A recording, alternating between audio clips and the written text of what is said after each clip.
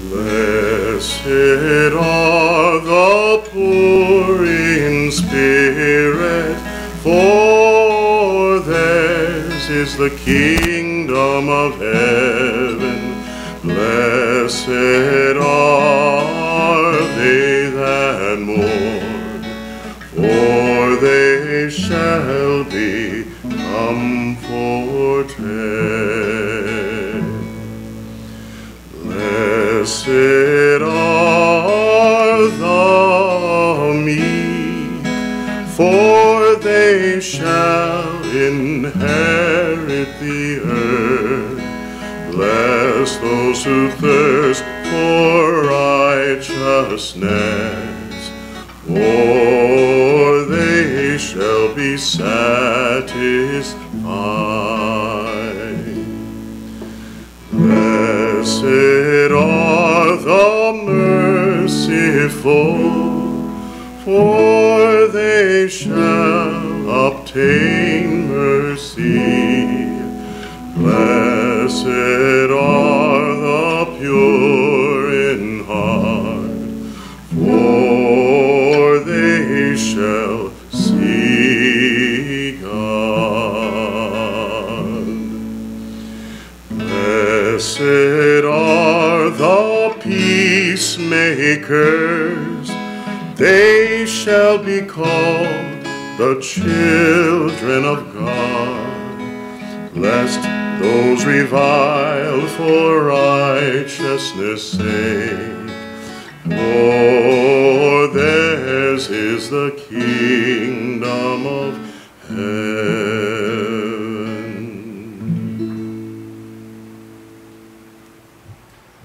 Before we begin our regular Sunday service, we wanted to just take a moment to honor the fact that it's the 10-year anniversary of September 11th, 2001, as I'm sure all of you know.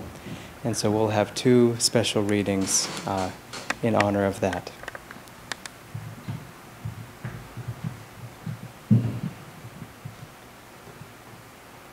And this reading is from Whispers from Eternity.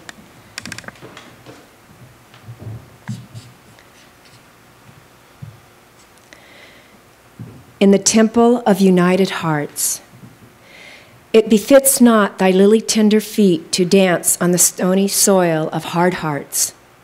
On the petals of my sympathy for others, may thy tenderness dance forever.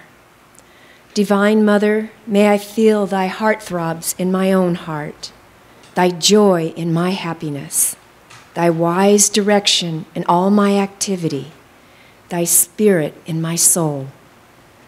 Divine Mother, I lay all the flowers of my love at thy feet of eternity. O open wide the flowers of my budding devotion, and release thy fragrance that it may spread from my soul to the souls of others, ever whispering of thee. I pray to behold my love reflected in others. In the light, excuse me.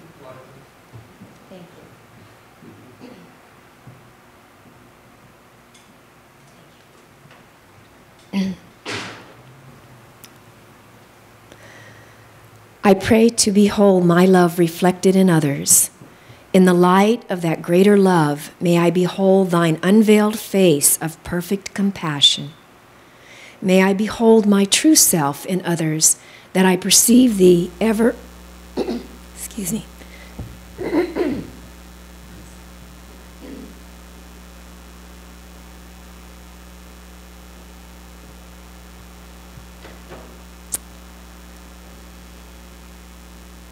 May I behold my true self in others, that I perceive thee ever enthroned in our united hearts. At the heart of my whispered prayers I feel stirring thy silent whispers. In the light of my burning candle of devotion, I behold at last thy sacred blaze of perfect love.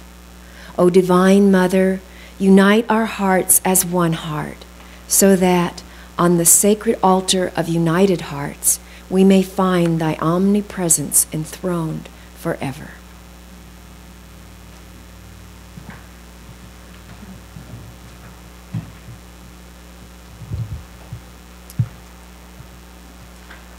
This was written by Swami Kriyananda on September 14th, 2001, just a few days after the attack on the World Trade Center. I was watching television today while many people observed a few moments of silence to honor the victims of last Tuesday's tragedy. Situated far away as I am from those people, I live in Italy near the birthplace of St. Francis of Assisi, I joined them in spirit. Later, in spirit, I participated in the inspiring services held in Washington, D.C. and in other cities around America. I was proud to think I belonged to a nation dedicated to truth and God.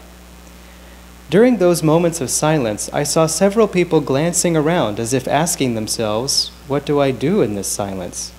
Obviously, the answer was, pray. I found myself, however, asking along with them, what should I pray for? Surely there are many others these days asking that same question.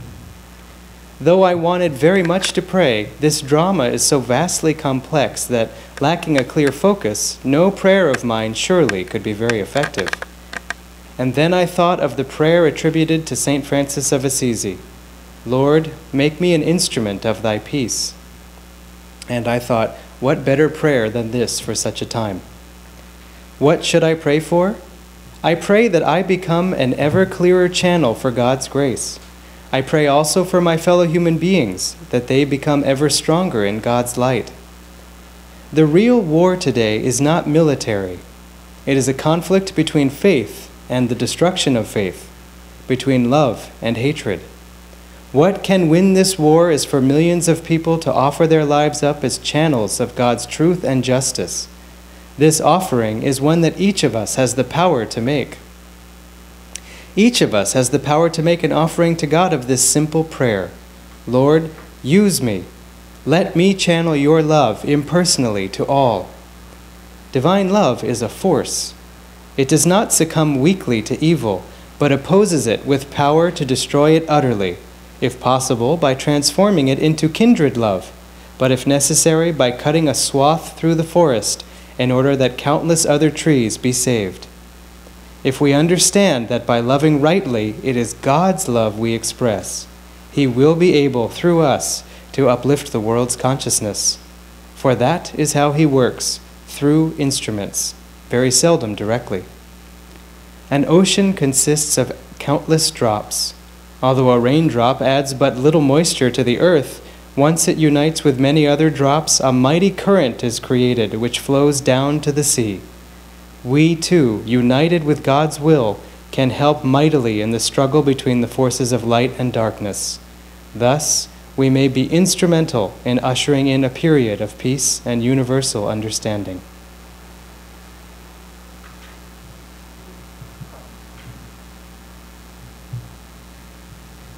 So let's just have a moment of silence just to honor those who gave their lives in September 11th, but also in the events that followed, and that peace be brought into the hearts of all who seek it.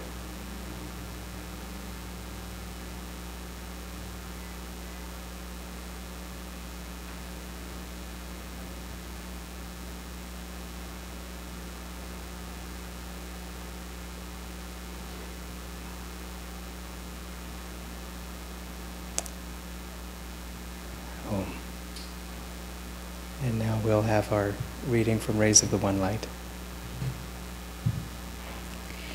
This reading is from the Rays of the One Light, a book of weekly commentaries on the Bible and the Bhagavad Gita by Swami Kriyananda.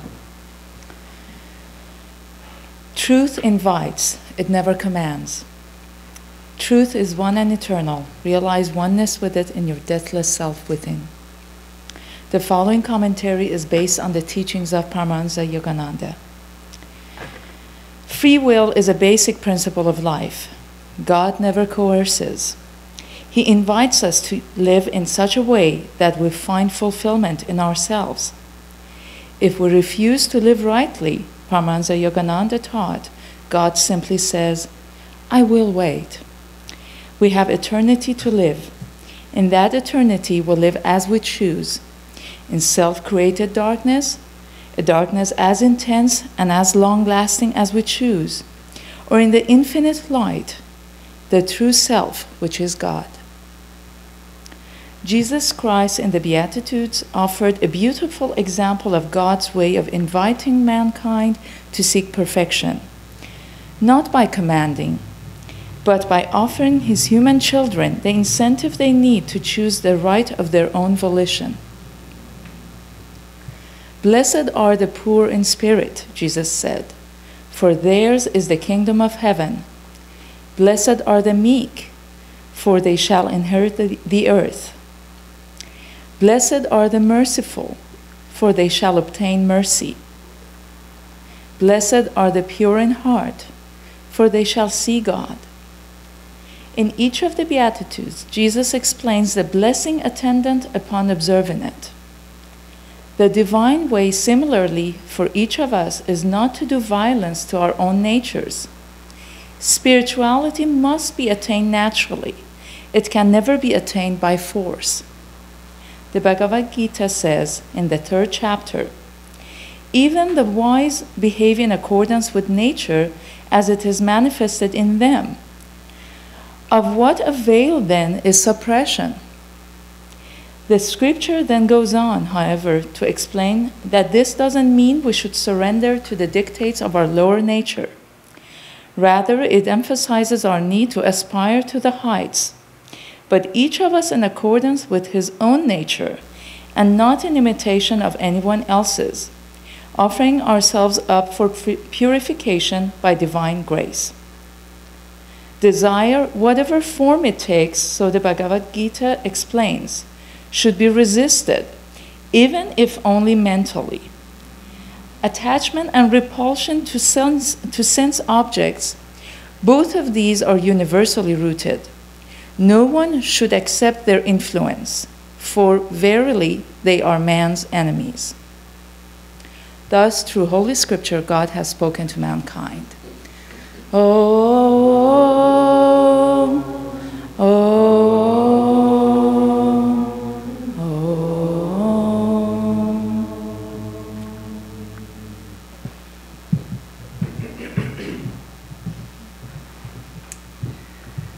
Today we are also celebrating Swami Kriyananda's, the day he met Yogananda, which is September 12th, tomorrow.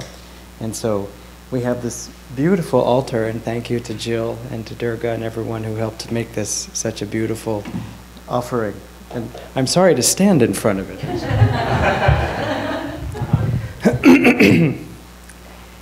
This topic, truth invites, it never commands, is such a beautiful and powerful topic. I just felt so happy thinking about it this week because to me it brings such calmness. There was a time in my life, something seems to be contagious.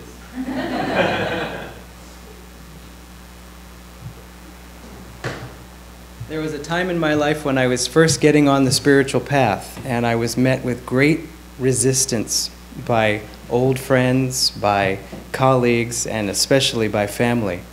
Sometimes extreme resistance, which surprised me because there had never been any resistance to anything I'd done before. And there were so many opinions thrown at me and so many reasons that I found it hard to counter each one, and I wasn't actually sure. It didn't help also that I was getting onto the path, so it wasn't that I knew all where I was going and all the years of experience and practice. I just knew that this is what I wanted. It's what I'd always wanted, and I'd found it. And I kind of thought everybody might come along with me, and they didn't. But we ask ourselves, truth never commands. Well, why does truth not command? Because it has no need to command. The truth simply is. It doesn't matter anyone's opinion, even ours, or thoughts or philosophies. The truth simply is. The world was thought to be flat. It was believed to be flat, but that didn't make it flat. It was round the whole time. And finally, we kind of figured it out. What else is true, even now that we haven't figured out yet? What's the equivalent today of thinking that the world is flat? I don't know, obviously. But we should never forget that we do think the world is flat in many other areas of life, and it isn't. But I read this passage in Autobiography of a Yogi from, in fact, this very book, this very copy of the book, and it just settled everything for me. This is Sri Yukteswar speaking to Yogananda when Yogananda was his disciple in his ashram and went by his name Mukunda. Sri Yukteswar said, Mukunda, why don't you get an astrological armlet? That's these. Should I, master? I don't believe in astrology. It is never a question of belief. The only scientific attitude one can take on any subject is whether it is true. The law of gravitation worked as efficiently before Newton as after him. The cosmos would be fairly chaotic if its laws could not operate without the sanction of human belief. And that settled it for me in that moment. It doesn't matter what anyone believes. And it also told me it doesn't matter if I don't know the truth. The truth is there. The truth is fine, and I am seeking it. Now, so why does truth invite, then? I mean, if truth doesn't command, it could at least declare, it could at least make itself more readily open to us so we could just see it and go, okay, thanks. But if truth declared, then we still wouldn't know it. Truth has to invite because truth, we have to perceive it. We have to be receptive to it. We only know a thing is true if we recognize that it's true. In other words, there has to be something already in us that reaches forward and says, yes, that's true. Especially if we know something is true intuitively. We just feel its rightness. Sometimes we don't even have words to express it, but we feel the truth of it. And this invitation is very much necessary because it exists, but not everyone receives the invitation. How many people have you perhaps even recommended Autobiography of a Yogi to? I know I have. And people say, yeah, you know, that guy materializing in the wheat field, on that I put it back down. Or, you know, we go to, I was debating about whether or not to tell this joke, but oh well, I guess it's trying to come out. And I mean that wasn't like some coy thing. So this is an example of this point, that and forgive me if you've heard this joke, just enjoy it one more time. There is a man with his dog, and he is, I think he's actually duck hunting. That's why I didn't like the joke. Yeah, he's duck hunting. Okay, I'll get on with it. He's duck hunting. Let's just say they're like tofu ducks, and they're throwing them up in the air. Anyway, so he shoots the duck goes down, and his dog jumps out of the boat, runs across the water, grabs the duck, and runs back and drops it in the boat. And he's shocked, and so he repeats this again with another tofu duck, and again the dog runs and grabs it and brings it back, and he can't believe this miracle, and so he thinks maybe I'm going crazy, and so he brings a friend and out with him, goes home, brings a friend, goes back out and said, okay, now watch this. And he does it, fires away, the duck falls, the dog runs out, grabs the duck, and brings it back. And he says to his friend, did you see that? And he said, yep, stupid thing can't swim. How many times are miracles self-evident before us, and some recognize them and some don't? That's why, if nothing else, we should celebrate today. We should be very encouraged, because each of us is at the point where we have recognized that truth. No one can give you and can give anyone else that spark of recognition, that thirst for truth and that capacity to receive it. Basically, no one can make us care. We have to care ourselves, and we do, because again, we wouldn't be here otherwise. Well, I'll say this too. Swami has said he has often tried to make his books so compellingly clear from every rational angle that they would finally prove the case for the spiritual path, and that people would say, yes, okay. And he had a dear friend, and he said this whole, made everything so perfect. And the man said, you know, it may all be very good and true, but I'm just not interested. And that's, again, what we have to be grateful for, that we are interested. And people will become interested in their own way and in their own time, and they have that right. But boy, am I glad I'm interested, because it's changed my life. Which brings me to the next point, which is that a truth being recognized. See, it's different in different parts of the world also. Because my wife and I spent 3.5 years in India, and Yogananda said that ignorance is 50-50 the world over. So in India, the ignorance is a different 50 than the ignorance in America. So it's kind of fun, because there so many things are taken for granted that I was scratching my head about. And for example, on the other side, one thing that was very natural to me as an American was, if there's something that I want to go do, I'll just go do it. And if I have to move, you know, I remember when I said to my mom I was going to move out to California, and she said, really? This is from New Jersey. And I said, yeah. She said, oh, but it's so far. So? I mean, granted, you know, if the roles were reversed, you know, I had kids, I'd probably feel the same way. But at that time, it was like, but I want to go. I'm going. There was no, like, question.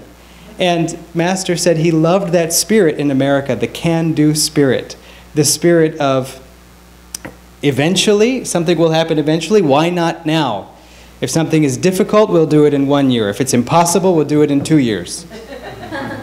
And so that spirit is something that India is reaching out and embracing now, for sure.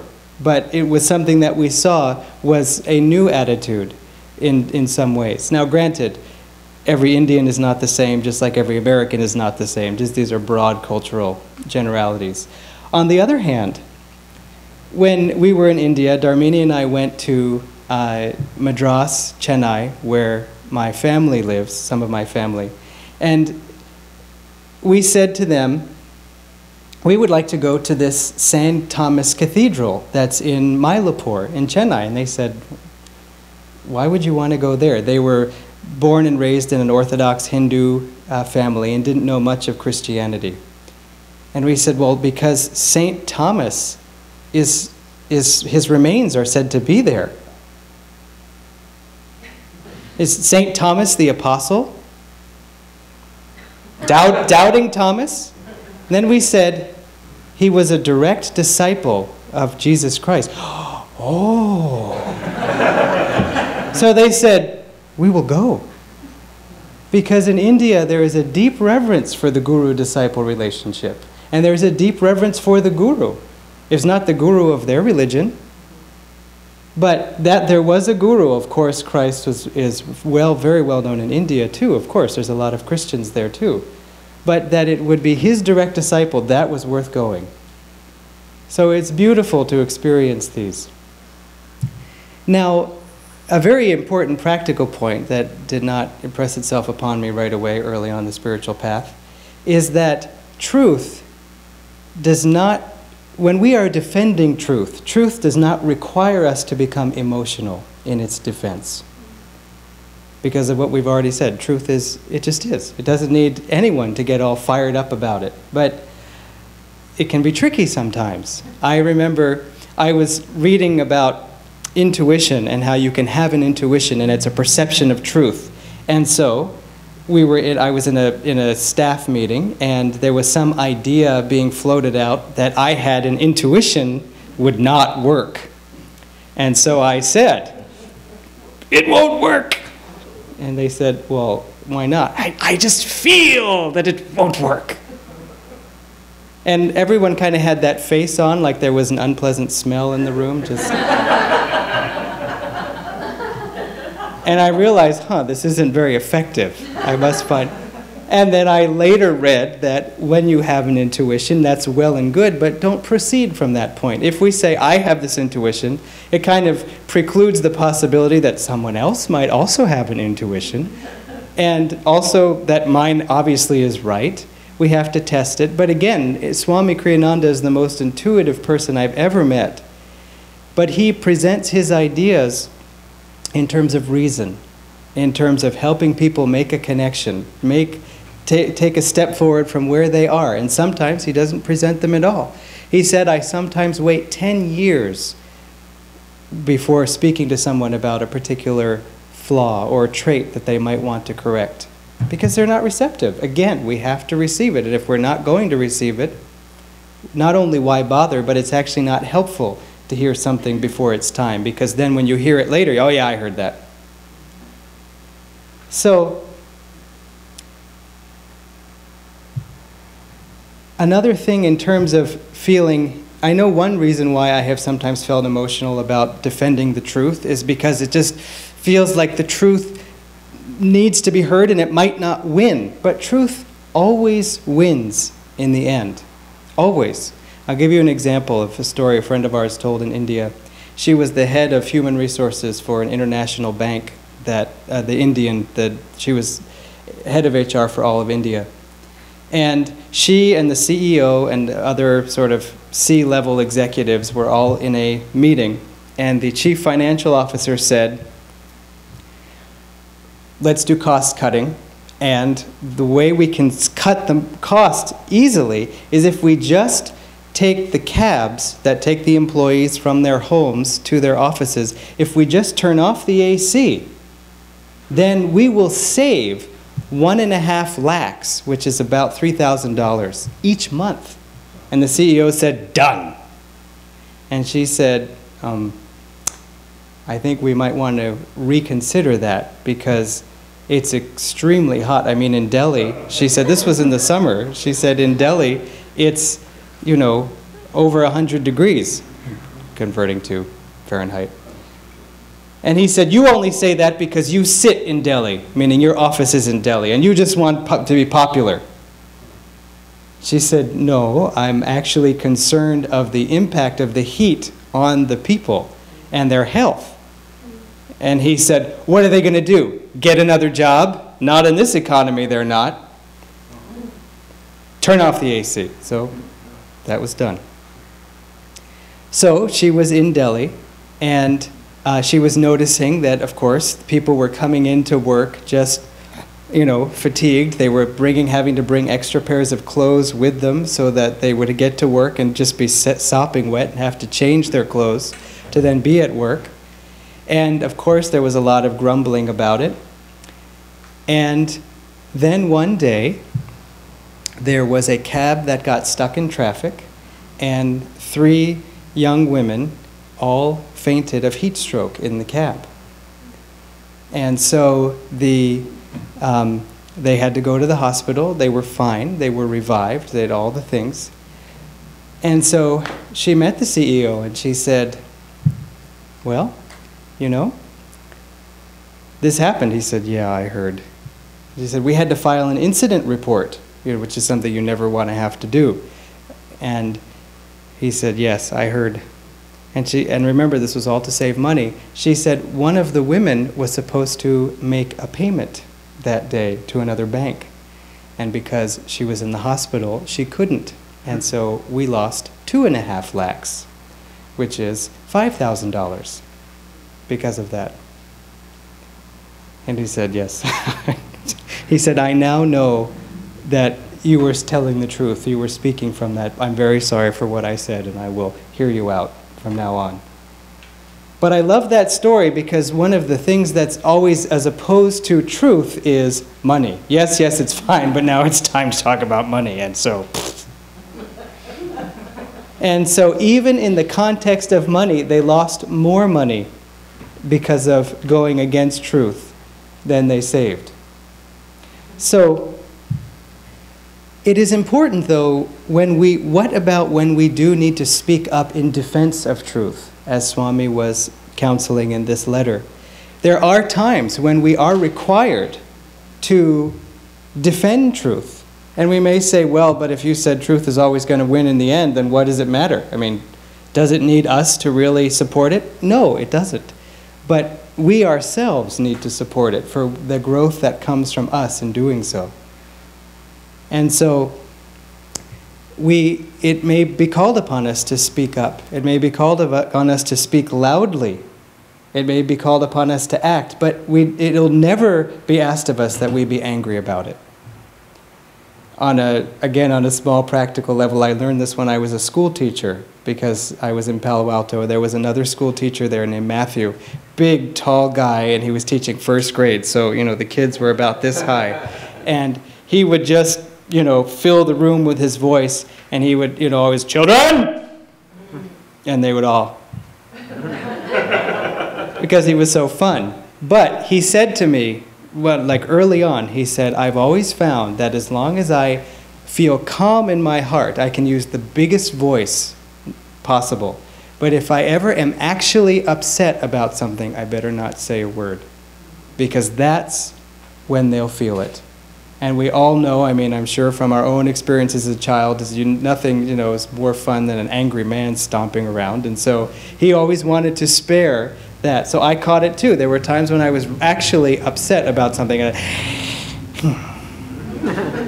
Because we can't let that out. So this brings us to, okay, if this is all the aspects of truth, and we need to recognize truth and receive truth, how?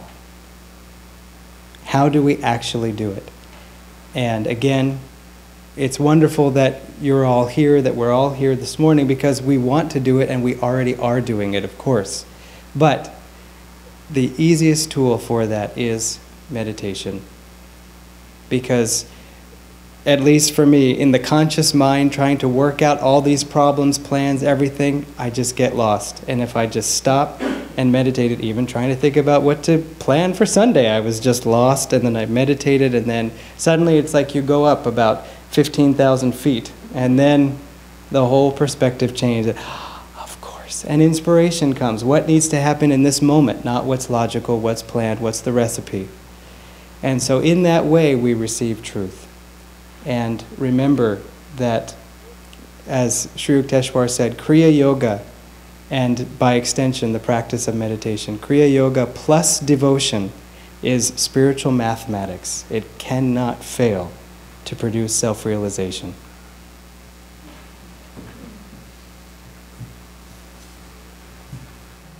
For Swami's discipleship, we were trying to decide what songs to sing for this point of service.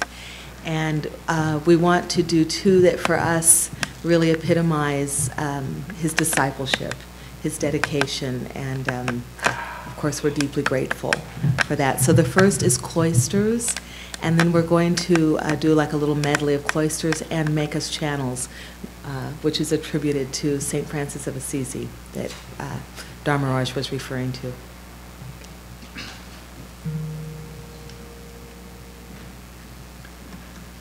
Long I've called you, my Lord, long I've called you. Many years I have longed for your sight.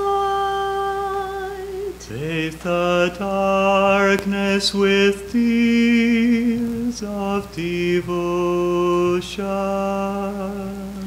Offered candles in prayer to your light. How much longer, friend, must I cry your name? I am yours, ever yours. Will you come? Long I've called you, my Lord, long I've called you. Many years I have longed for your sight. Bathe the darkness with tears of devotion. Offered candles in prayer to your light. much longer, friend, must I cry your name? I am yours, ever yours. Will you come?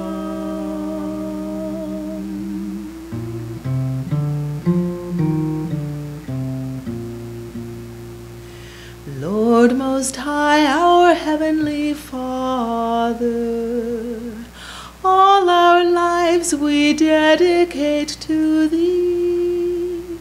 All our labors, all our joys and woes, all our pleasure, all our melody. Make us each a channel of Thy peace. When in darkness, guide us from above. Where there's sorrow, may we sow Thy joy. Where there's hatred, may we share Thy love. Lord Most High, our Heavenly Father, all our lives we dedicate to Thee. All our labors, all our joys and woes, all our pleasure, all our melody. Make us each a channel of Thy peace. When in darkness, guide us from above. Where there's sorrow, may we sow Thy joy. Where there's hatred, may we share